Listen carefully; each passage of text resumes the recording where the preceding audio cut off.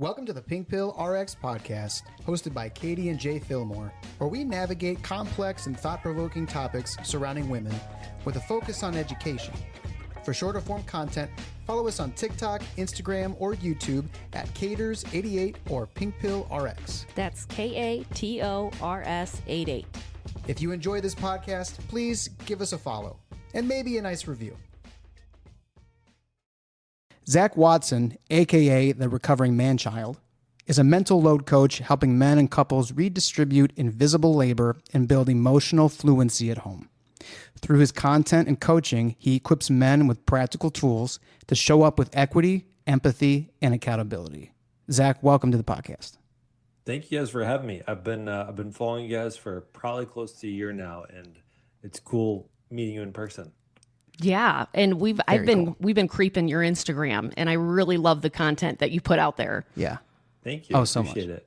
Yeah. I feel like I'm slowly pink pilling hopefully thousands. Yes. I think that you are, for sure. I agree. Even just the vernacular, the vocabulary that you use, which we'll get into later in the episode, but I love a lot of that. It makes it very like logical and just like proper. Okay, this is one thing we have in common. It's very uncanny how much you and I have in common. And I listened to a few podcasts you were on in preparation for our podcast too. Yeah. So you were a teacher, right? Yeah. Not anymore, but you were a teacher. Yeah. Okay. I'm on my fourth career now. Okay. Oh, okay. I was a teacher before, and I'm on my second or third. I think you're going on number 3. I'm going on shortly. 3 here. Did you just put the cognitive labor onto your wife to check to see how many careers you've had?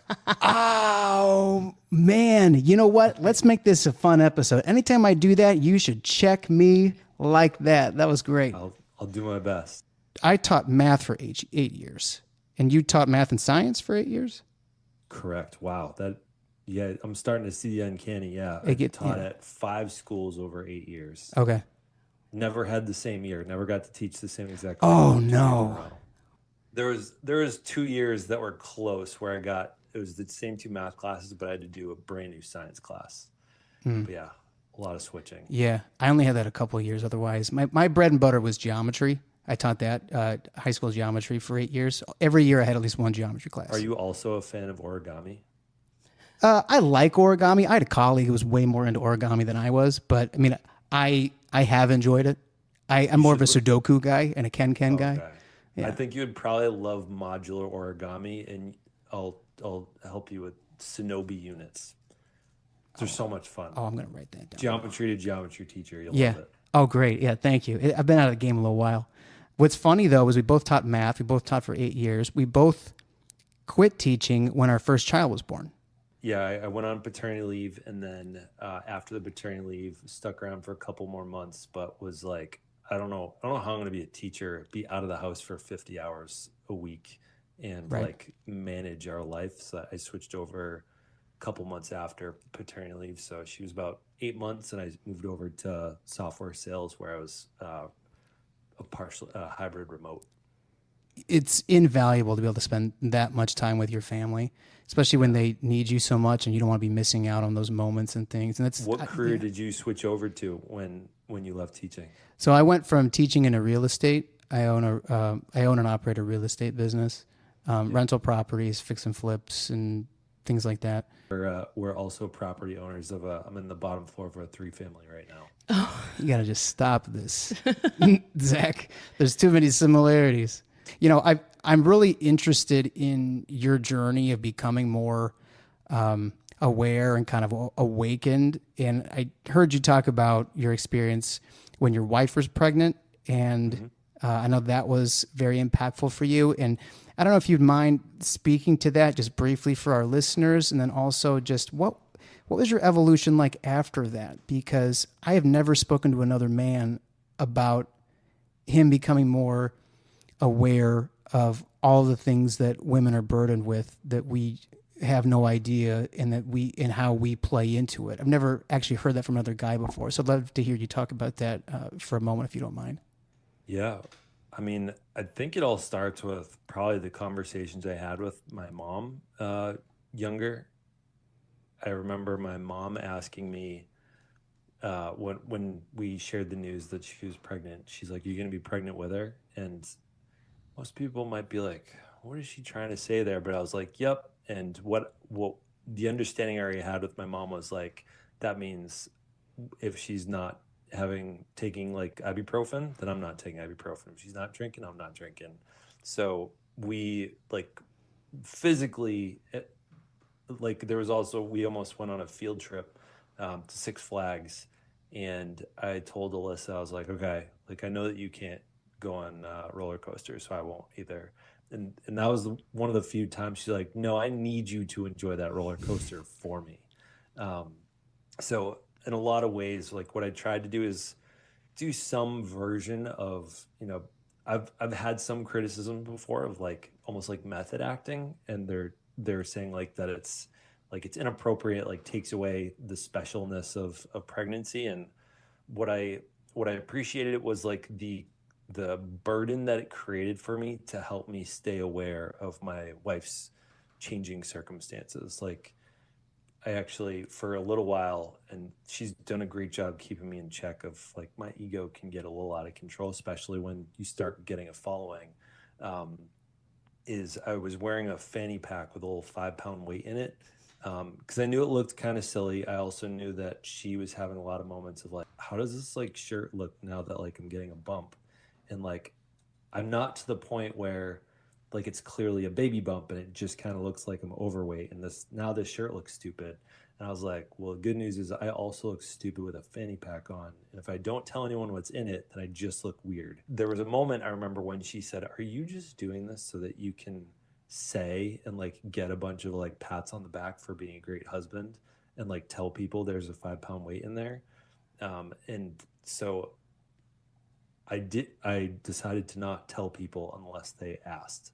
I was gonna make a video about it, and she said like, "You're just doing this online for clout, aren't you?"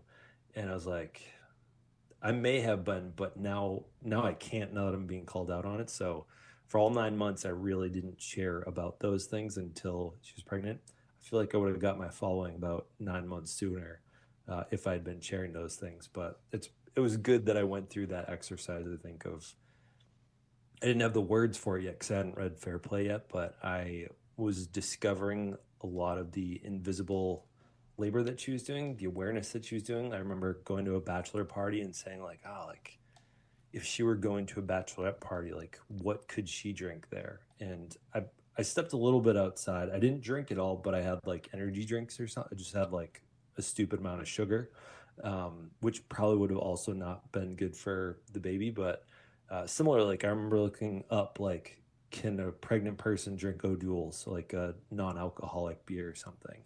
So like even I was kind of forcing myself to do some of the cognitive and emotional labor that she was having to constantly do, managing her body and what she was putting in it. Wow.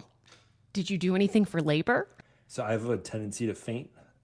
So my big job for the day, besides like meeting whatever her needs were, was like to stay super hydrated and like well fed. Because if I'm like, I faint when I haven't eaten enough. So my job all day was to have my own snacks packed and her to not think about it, so that I could be there to cut the cord, and like not be a hazard in the delivery room. I effectively did that. I was scared that I wasn't going to make it, because I get my mom, whenever I'm hanging out with her and we end up talking about like doctor or like medical things, she's like, Zach, you getting woozy?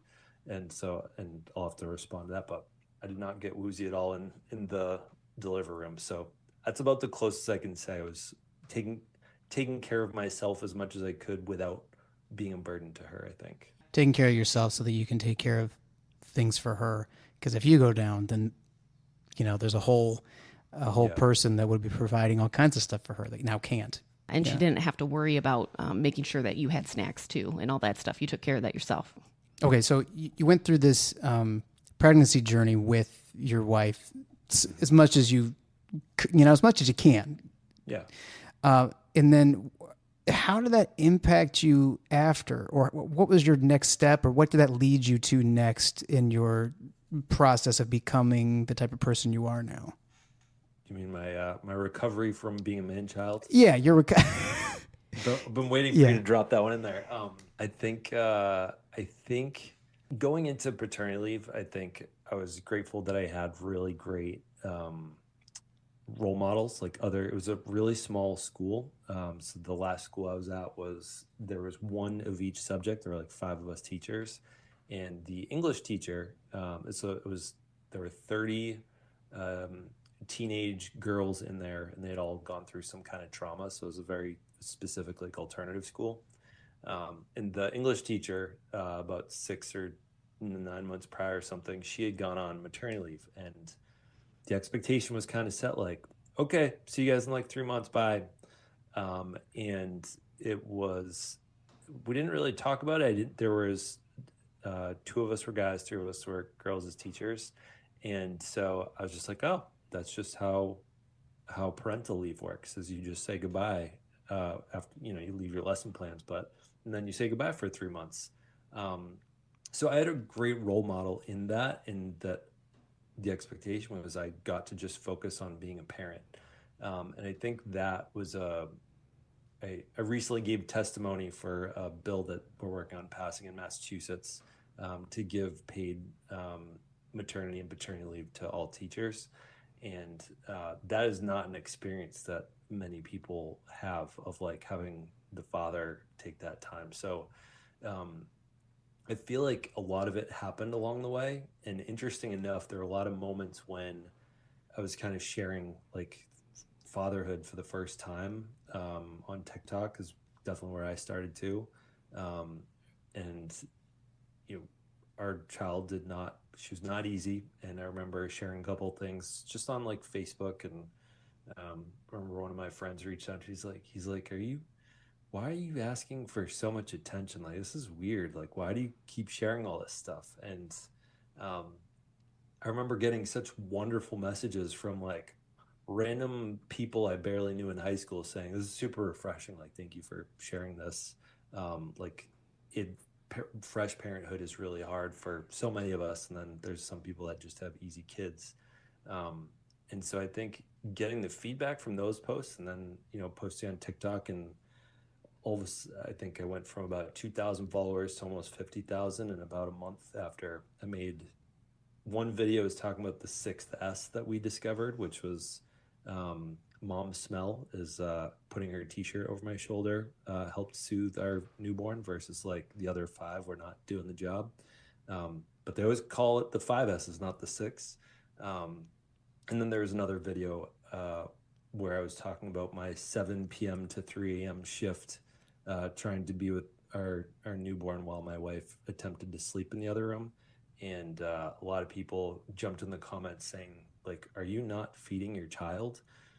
It was a little bit of a rage bait video, which I didn't know at the time, but it was of my newborn crying in my arms. And I said, the pain in this moment is not of me hearing her cry. It's knowing that Alyssa expects me to go wake her up, even if she's only been asleep for 45 minutes, to breastfeed her more. So I think a huge part of my growth and perspective that I've gotten to the pink pilling that happened to me, I think, was in the comment section of a lot of moms reaching out to me and either thanking me or talking shit back to me and pointing out where I was stumbling. And then I think the next big part of the journey over my shoulder is the fair play method. Mid 2022, I started talking about implementing the fair play method and trying to understand mental load. And then the first couple of videos talking about, I think I just added mental load for my wife. Those really exploded. That was part 1 in December 2022, and we're on part 320 today.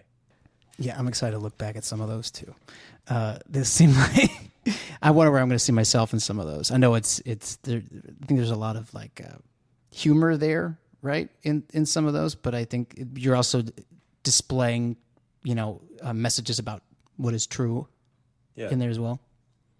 Yeah, and I think one thing I really appreciate about what I see with a lot of those short videos where you guys are talking to each other is, Jay, I think you display some vulnerability of oh, I didn't know that. Damn, that's kind of fucked up that things are that way. And I think the reason that they're really intriguing, I think they're valuable, is when you guys are talking, is like there's a certain level of vulnerability and like coachability that shows up, and I feel like that's one of the things I strive for. I know that comedy helps dampen some of the hard messages that I send to the other guys, but I think vulnerability is the ideal way to kind of dampen some of those messages so they can be received easier. Let me ask you this. I'm going to go kind of out of order. So, like, your content that you create is described, like, I've heard it described as more palatable for men because you kind of foreground your own mistakes first. So, like, how do you to keep that tone of vulnerability in your work? Because it's a difficult space, kind of like you're alluding to be able to stay in. It was easy at the beginning because I felt like I was brand new learning things for the first time, like just understanding mental load. It's gotten harder as I've gotten higher and higher into the series. So, probably part 150, close to 200, I was like, okay, I can't keep making all the same mistakes.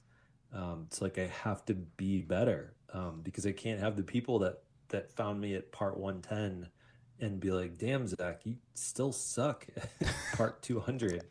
Um, so it was definitely easier on because like I didn't have as much evidence that I was working on it this whole time. I think so. Like part 320 that I posted last night. I posted a picture of we had a birthday party for our kid the other day, and I just labeled like all of the different kind of labors that, and I didn't say who it was. So oftentimes what I end up doing a little bit more today is I'll just label things for what they are a little bit more objectively rather than saying that I'm screwing up, rather than saying who's owning what. It tends to be a lot more, it's like a 90-second vocabulary lesson every time. So it's a little bit harder to be vulnerable also because, I a year and a half ago, I left my sales job to do this and pursue this full time. I do also know that it's encouraging every time that I do post something vulnerable in the community of men that I work with, that they typically, affirm me and like appreciate that, like, oh, I know I signed up for Zach's program, but he still screws up too, and like, doesn't always isn't always 100% at implementing the things that he encourages and coaches us to do. So I think sometimes it's like reminding myself of the creators and the coaches that I love. Um, I find it so affirming when they're still not doing everything that they coach and that they preach, and that they call themselves out. But honestly, the way I can stay vulnerable today is thinking about the other people that are being vulnerable and contributing so much more to me because they're being vulnerable, rather than like preaching from atop the hill and looking down on the rest of us.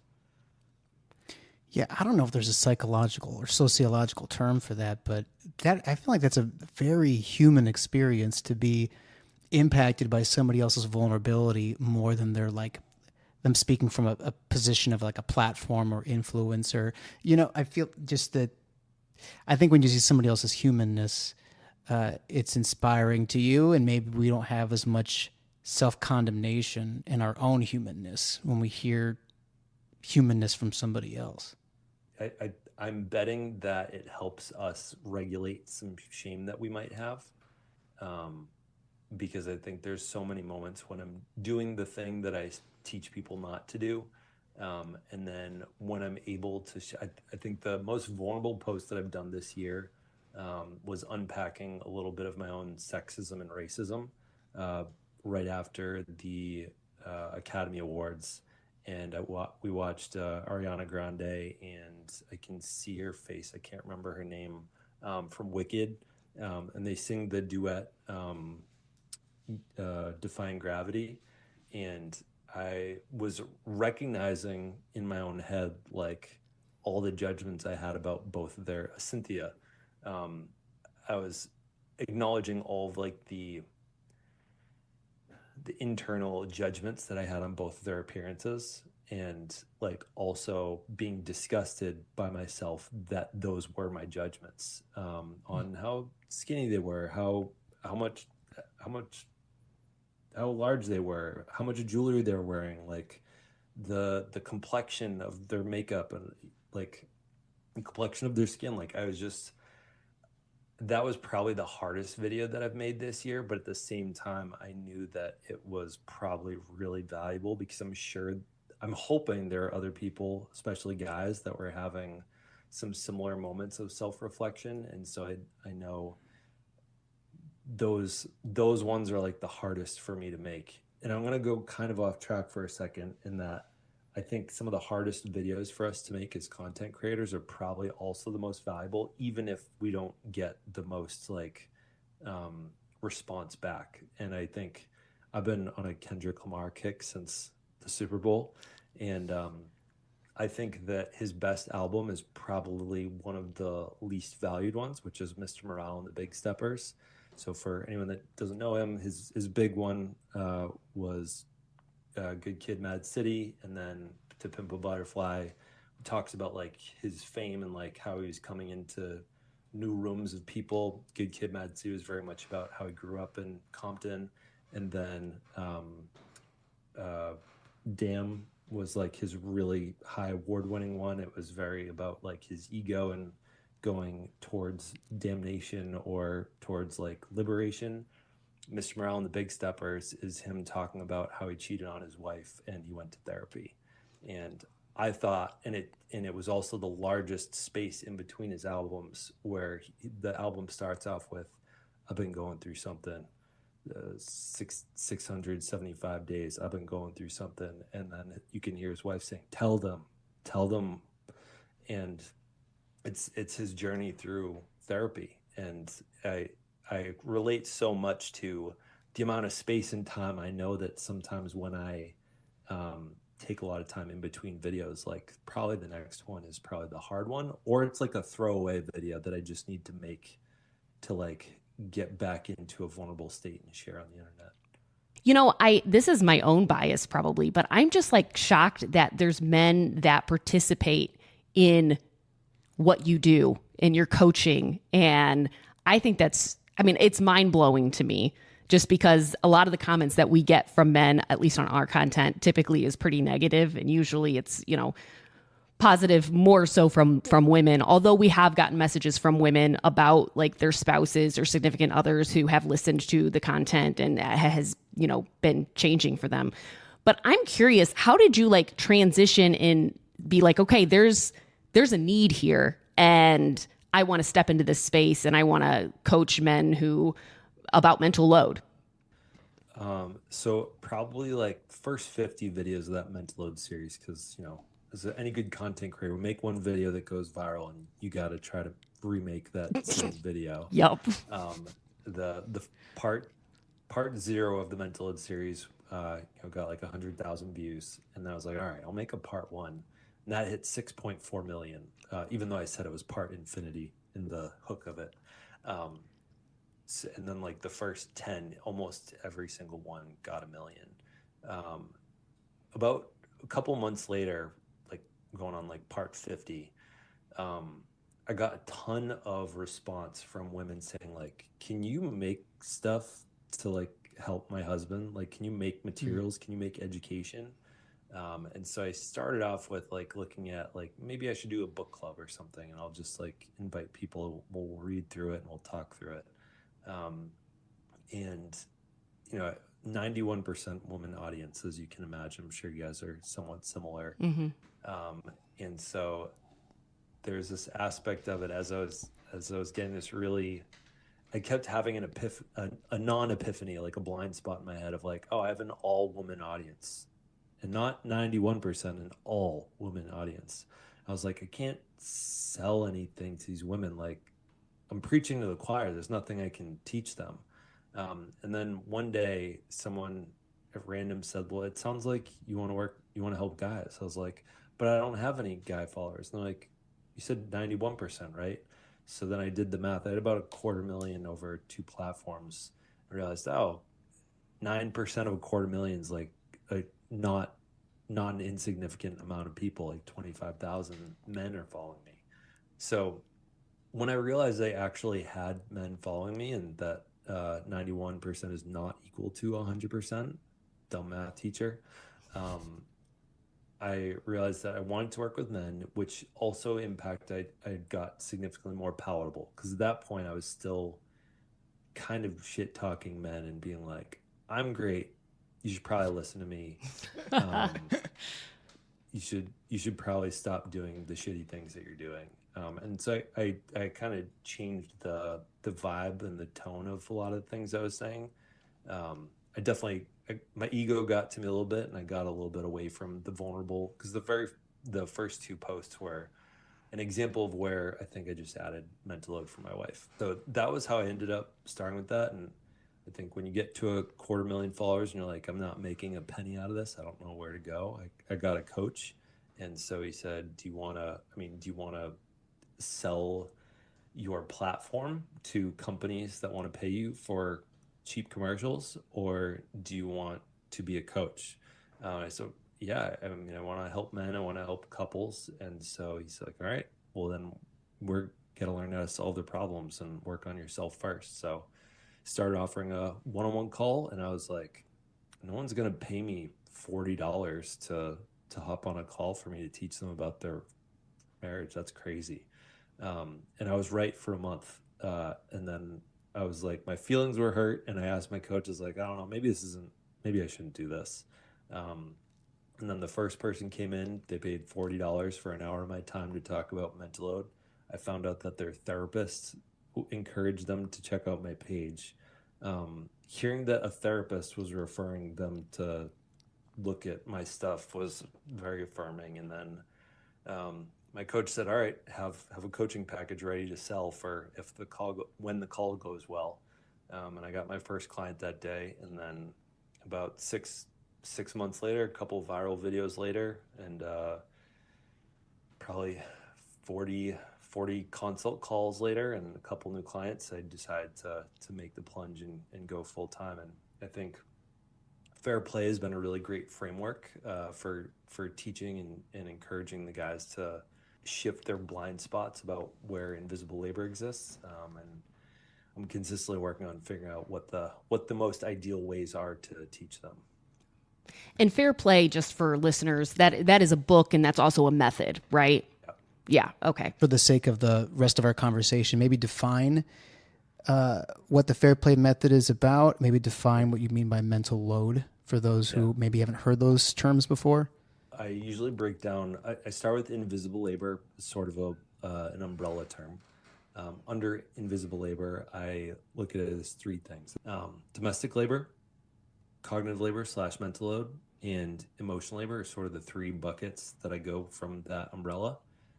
Domestic labor, you can catch on a camera, you can see it happening. It's folding laundry, it's doing the dishes, it's mowing the lawn. Then there's the mental aspect, there's all the thinking that goes on. It's the calculating, it's the remembering to do things. That's mental load, that's cognitive labor. And I think similarly, a lot of people, when they're up at night, they're thinking about things, they're often mental load is probably on their brain.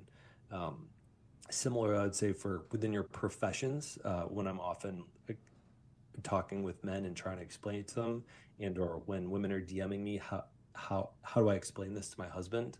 I'll often say, if you can notice it in their day-to-day, try to do that. So I think if it were a math teacher I was talking to, I would explain it to them in terms of what they do day-to-day.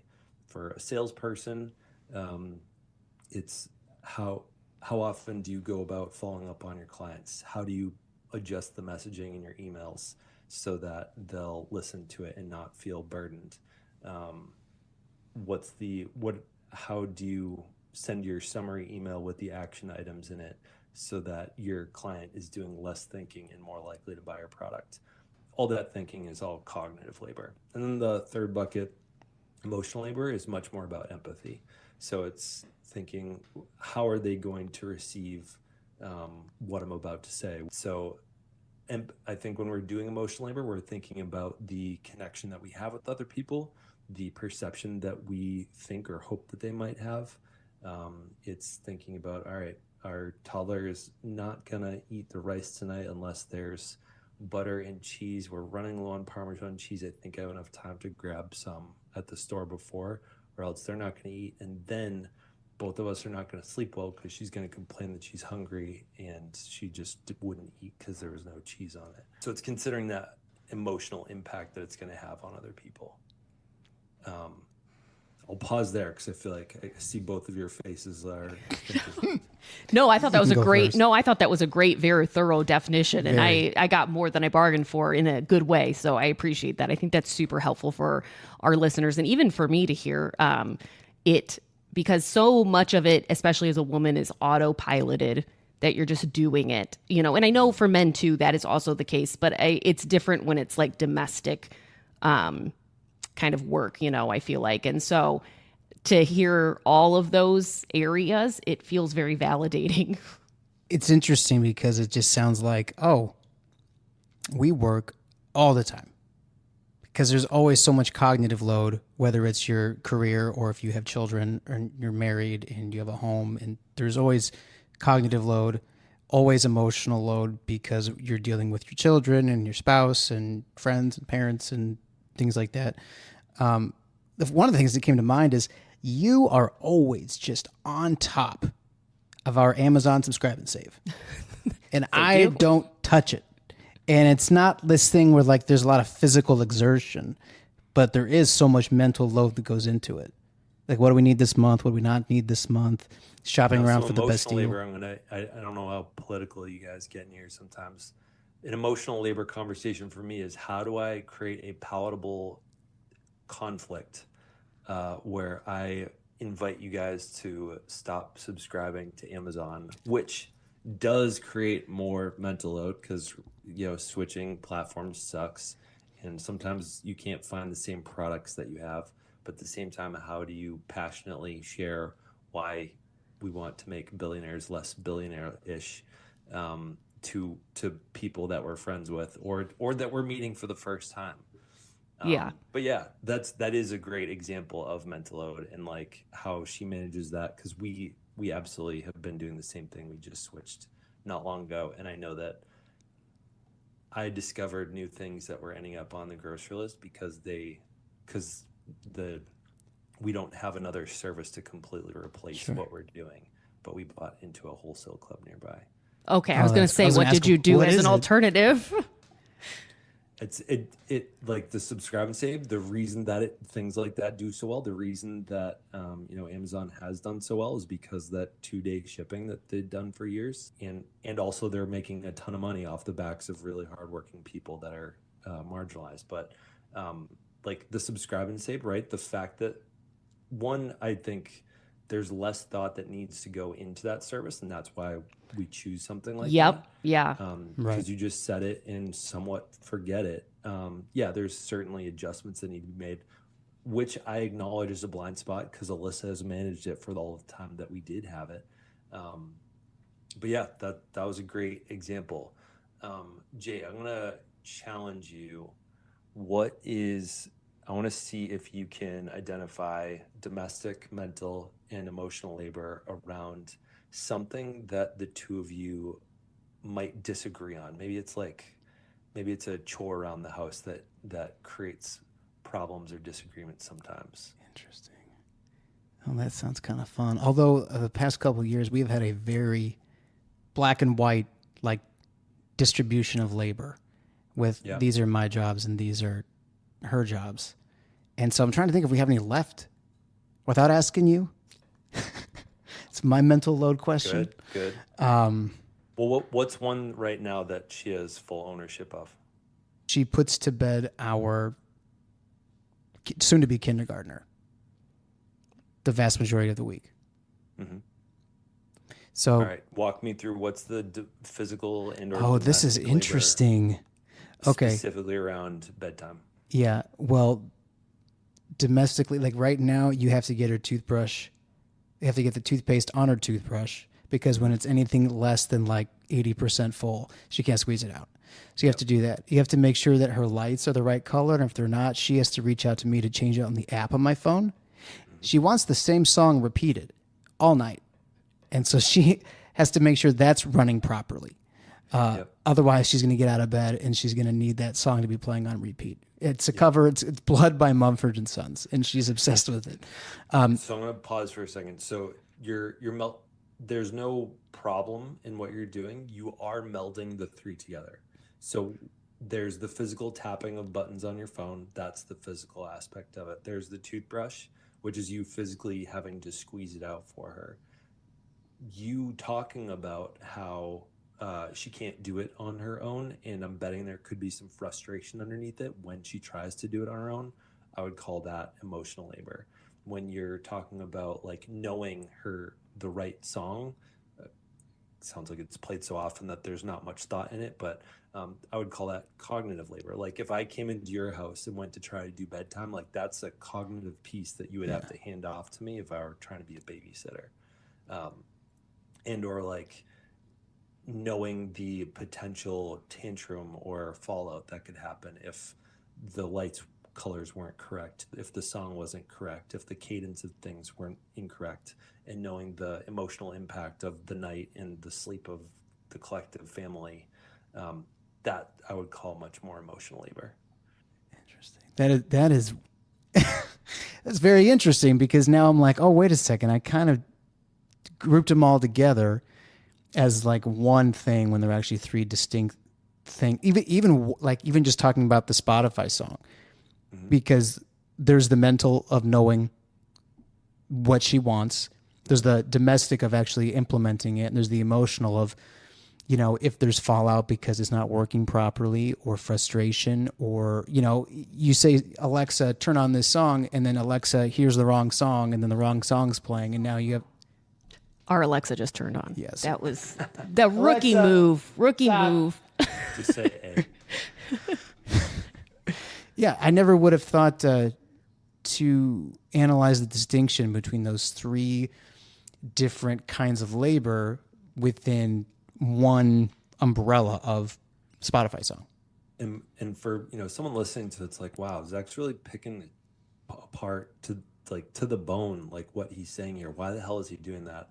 Let me illustrate why that's useful to be able to differentiate between those things. So coming back to your question that I didn't really finish answering earlier, what's the fair play? What's the fair play method? So a huge part of implementing the fair play method, which it sounds like you guys do the fair play method or your own version? Never heard of it in my life. I think I'm like mildly familiar. I think that we have accidentally implemented some of these things, but I don't think like not intentionally and not to the full breadth of what it is. That's perfect for this conversation then. So 2 key acronyms from the Fair Play Method are CPE and MSC. CPE is conception, planning, and execution. So similar to those, part of the reason I use those 3 buckets, conception is kind of the emotional labor of caring if something exists. Planning is more of the cognitive labor, left brain, like calculating, figuring out, planning. Execution's typically like the physical, sometimes like a clerical aspect to it. MSC is minimum standard of care. So like, what is the expectation for completing on something? So as we're thinking about, say, bedtime, right? Let's say there's a grandmother or grandparent that's going to come in and do bedtime. There's a good chance they will do all of the physical executive labor, or I know that I'm going to use some sort of heteronormative dynamics here that I see all the time, which is, let's say the husband's handing off to a grandparent and saying like, hey, here's how the bedtime goes. There's very often just the execution tasks are going to be handed off. It's like, you got to play the music, you got to have this light on, you got to probably do the toothpaste for her. I know there's 15 other things, but we'll stick with those for simplicity. If the mental and the emotional is not also handed off and acknowledged, like, this is what will likely happen if you don't stick with this boundary, if you read X amount of books. I know we read 3, and Melissa and I have had a lot of conversations about, let's stick to just 3 so that and then we'll rubber back after the 3. If just execution is handed off and there's no mental or emotional labor handed off as well, then there's other aspects that could be missed in the going to bed routine.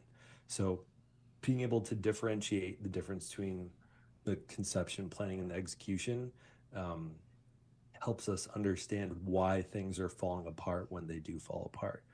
And I think similarly, like when there are guys out there that are just saying like, yeah, sure, I can do that thing. Just remind me. Yeah, or just tell me what to do. Actually, I'm going to pause. Oh, just okay. Jay, why is it? I'm trying to pink pill you, I guess. Trying to do what your wife does.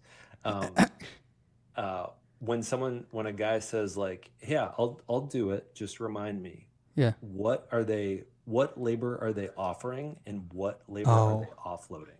Okay, they're offering domestic labor, but they're offloading the cognitive labor of it. Yeah. Because then And she has to the remember. Emotional labor, yeah. Because then she has to remember. Yep. Similarly, if they say, just make me a list, I'll do it. What are they doing? Oh, yeah. I mean, you're offering execution. You're offering the domestic work, but you're, again, having her do all the planning for it and all the thinking about it and the making of the list and then giving you the list. So there's even some like actual execution going on because she has to make the list. Yep. She has to come up with the stuff. He's not even coming up with it. She's coming up with it and just handing it off. And he's really giving her a lot of work to do. There you go. Lessons complete. We like switched around some labor in our life probably like a year ago. And one of the things that we switched around was I gave you the job of grocery shopping.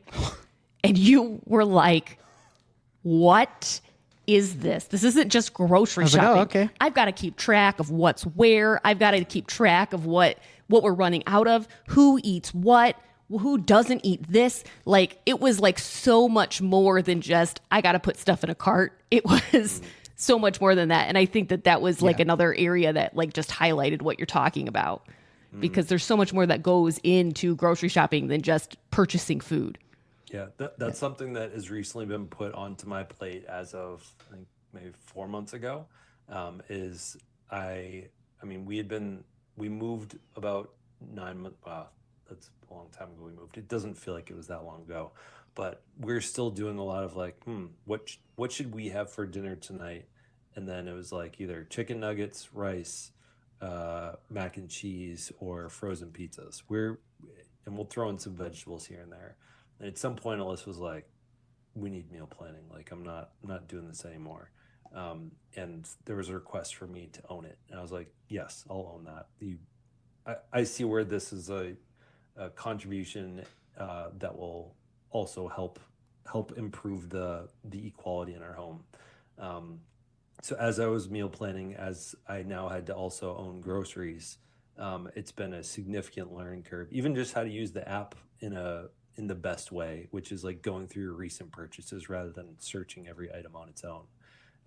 So yeah, the awareness I have of what's in our fridge at all times is like, I don't know, 50 times what it was in January. I was managing like school lunches, so it was pretty good. My awareness was pretty high on like what we had for food for our child, but not necessarily for like the adult food and like the needs for recipes and stuff. So I grew up in a very traditional household where dad worked outside the home, mom stayed home and did everything at home. And she also homeschooled, so you add that layer on top of it, and she just did everything. And to me, growing up, I remember always feeling like it really was unequal. Like my dad got to go out and he got to go to work and then come home and then didn't have to, did stuff around the house like that was like dad stuff, like mowed the lawn and things like that. Or like fixed things when things needed to be fixed. But in general, my mom did everything involving the house. How do you approach couples, or what would you say to people who the guy is out working more hours somewhere when the woman is at home doing more of the domestic and emotional labor and stuff like that? Like, a lot of people think that should be fair because he's going out and he's working, but she's home doing the home stuff, and that's fair enough. But I see that it's not. I don't think that it's fair. Am I talking to that guy, or am I talking to the guy that's his neighbor trying to explain why he should be able to act like that guy? You know what? You choose which one you think's more effective. I'm gonna talk to the neighbor guy that's pointing at him. He's like, yeah, look, like he earns all this money and like he should be good. He comes home, like his day is over. Like he should be able to get to play with the he should probably play with the kids, but like that should be enough. What I would say, I mean, the the meme / trend that always sticks out to me is, I think it's a Daft Punk song or something. Push me and then just touch me till I can get. You know that song? Yes. So Oh yeah. That was a really good imitation. That's what got me. Can you guys do you guys recall the TikTok trend that I'm thinking of right now? No, I cannot recall it. I'm sorry. So it's it's typically a mom. It was a mom trend. She would put her arm up and then she would like go bring her arm to like 8 hours, about 8 hours. Oh yeah. And then go 8 hours. And then like when the beat drops and it goes, she just starts like waving her arm in a full circle.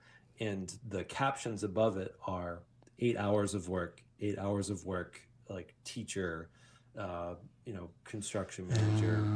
I do remember seeing this now that you're explaining it. Mom, it's just 24. Yeah. So I think when we think about if you were to put together a pie chart of the time specific to labor, and or I think furthermore, if there's a hardcore capitalist that needed to be like, well, she doesn't make any money. She does, because let's try to outsource her job. How about she gets to go work the same exact job that you do, but you're like, I don't want to cook. I don't want to do this. Okay, try to outsource it. I'm going to get the number wrong, but I know it was above six figures. I think it was like $180,000 if you were to outsource everything that like a stay-at-home mom of, 1 or 2 kids does. That's like the economic value that would be placed if you were to try to outsource everything that they do. So one, I would say, if you try to outsource it because they want to have a career too, that's how much it would cost to outsource all of the labor that they do. And then secondly, I would say if you were to be like, okay, all right, maybe money is not the metric because they feel checkmated at that point, and then they tried to pivot on time, you would say like, okay, how many hours does your job take? 8 hours, maybe 10 with commute, and maybe it's a not fun commute that they somehow wiggle into saying that even the commute's hard. Okay, for the stay-at-home mom, how much time does her job take, and like how much of that is fun too? And so on both the financial and time front, you win that argument. Yeah, that's true. Well, thank you. You laid it out for me very well. That's probably, you're good at what you do, huh? I'd like to think so. Yeah, if people are interested in what you do and possibly getting coaching, should they hit you up on Instagram? Do you have a website? Yep, I'll give you guys a link if people want to grab a free console call. They can absolutely jump on, discuss if it's a good idea to work with me. One of the main programs I run is Fair Play 101. I'm working on my own book, which eventually will be my own book, but Fair Play 101, we go through the book, we implement the steps we don't have time for it today, but I walk them through how to beat the do better loop and implement the Fair Play method. The short of the do better loop is it all starts when there's an issue that pops up and there's a fight or a argument that ensues, and then it turns into the guy saying, I'll do better, I promise, I got this. And then he does better for anywhere from 3 days to 3 months. And then the fear and the urgency wears off. And then he goes back to status quo while she is kind of holding on to some resentments. And then there's no arguments. And he's like, oh, sweet, we're good. But her resentment builds. And then you end up back at the top of the do better loop. So that is kind of the way that I see how a lack of understanding invisible labor shows up as a problem. And then we have some different ways that we implement tools to improve on the do better loop and have it be a smaller, more palatable, and less painful loop. And do you work with couples and individuals? Yeah. Okay. I love that there's so many like I don't know if it's vocabulary or it's not methodologies, but like maybe it is definitions, because you have, boom, these 3 different types of flavor. Oh, there's this do better loop. And oh, there's this method. There's these acronyms. And it's nice that it's all very like, it's not cut and dried, but some of the elements are. And I think as a guy, or maybe just as someone who is I very, very much like logic, that is just, oh, these are very concrete things that someone might hear of and learn about in the context of coaching, and especially as guys, I think would be very helpful. Yeah, I agree. So yeah, that was very insightful. So I really appreciate your time. Yes, thank you very much for being here and just connecting in general. Thank you to the person that tagged you guys in one of the videos that I had recently and prompted me to reach out. I'm glad I did. I'll put all your information in the show notes and go from there. So thank you so much. Thank you. I appreciate it. I love what you do. Keep up the good work. Yes. Thank you. Great meeting you. I hope for those of you listening, something was intriguing or sparked a curiosity, or you felt affirmed or challenged. Stay educated. Take the pink pill. If you enjoyed this podcast, please give us a follow and maybe a nice review.